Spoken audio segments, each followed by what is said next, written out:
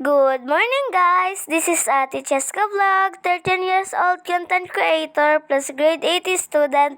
Kaya another day and another mini vlog! So ayan nga guys, bibili nga muna ako ngayon kaya samahan niyo ako. Ayan, maglalakad lang ako kasi malapit lang naman kaya let's go! Bibili tayo for today's init deh. Tara payong, bibili tayo ng candy ba? Gusto, init! Gusto niyo ba ako?